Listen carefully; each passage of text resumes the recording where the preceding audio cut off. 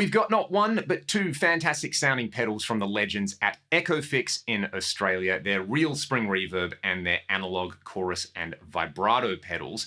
Echofix make a real tape echo that builds on their years of experience servicing real space echoes, Echoplex, and other tape echo machines. The full-featured units are absolutely beautiful to look at, and in my opinion, they sound lush, musical, and worth every penny. I was lucky enough to try one at the Melbourne Guitar Show recently, and it blew me away.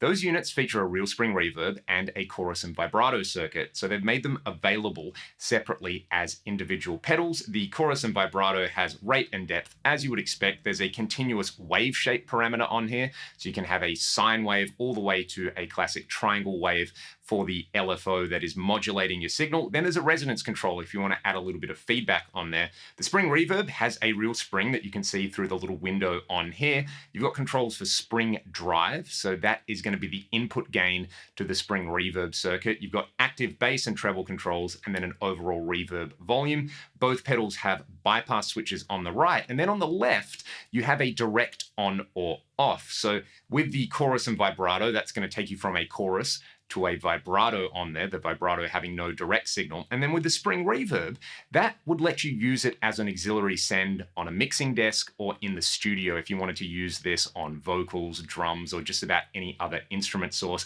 It's also super cool having 100% wet spring reverb on there. So let's start out with the spring. I'm playing a Fender Strat Ultra 2, totally stock. I'm on the neck pickup. Probably hear a lot of neck and middle position on here. Let's just dial in a sweet sounding reverb with this.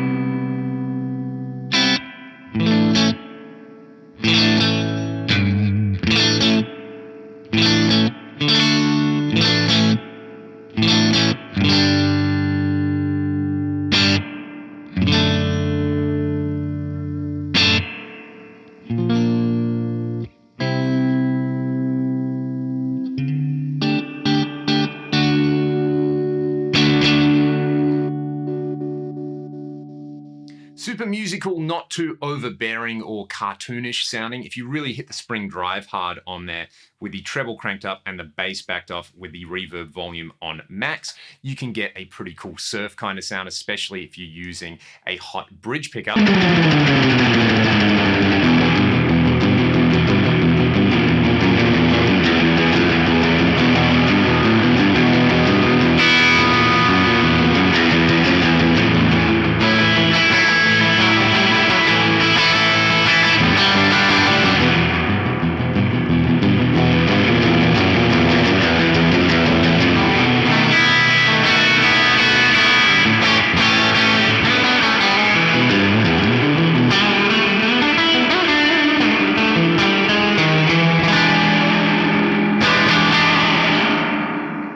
More mellow settings, it's a great always on reverb. I've got the reverb volume around noon. I'm just boosting a little bit of treble and cutting a little bit of bass. That's generally how I like all my reverb to be, slightly brighter with a bit of low end roll off. And I've got the spring drive around noon. You do have these very handy VU meters to tell you when you're overdriving the springs.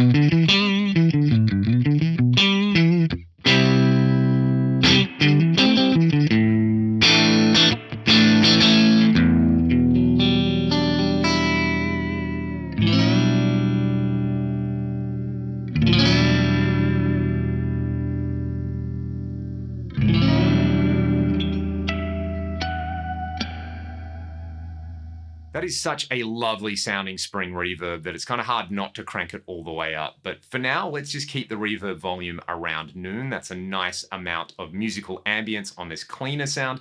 Let's hear the chorus and vibrato now. I've got the direct signal on, so we're going to have a chorus. I've got the resonance and wave shape all the way down. Depth is at noon, rate is low. I am contractually obliged to play this chord.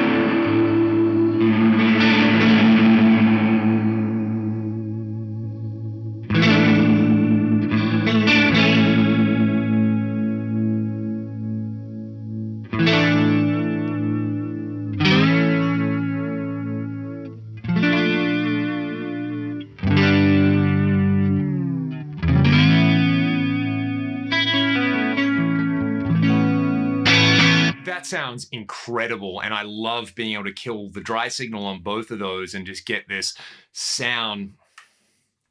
That's incredible. I love the Leslie style sounds you can get out of there. They're some of the best vibrato sounds I've ever heard in a standalone pedal. And the more subtle chorus is right in my wheelhouse there. Also, being able to kill the dry signal on both units gets you some pretty trippy psychedelic sounds that I think would be really handy on other instruments as well. Let's hear the chorus in front of some dirt. I'm on the bridge humbucker now. And then I want to take this dirty sound and transform it into like a post-rock shoegaze thing by bringing in heaps of the reverb with none of the dry signal on it. So this is going to be pretty interesting. But first, just the wave shape up around 1 o'clock. I think that's my favorite setting on there. A little bit of resonance, rate really low, depth at around, what is that, 11 o'clock or something. This thickens up a dirty sound really nicely.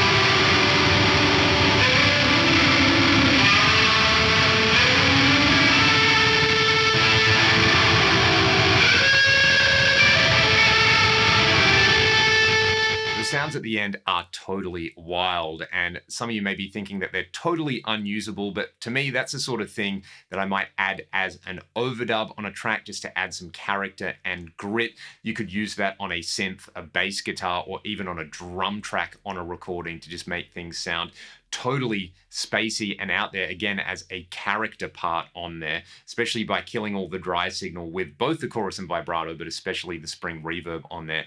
I really like this chorus and vibrato both on clean sounds for that Leslie style thing and for the subtle enhancer sound, but with a low rate and depth and just a little bit of resonance on there like we talked about on a dirty sound. It does remind me of like early Randy Rhoads and Jakey Lee on there, where is it a flanger? Is it a chorus? Is it a short delay? What's going on there with those sounds? It just embiggens everything, fattens it up, but still sounds super musical. It leaves what you like about your sound intact.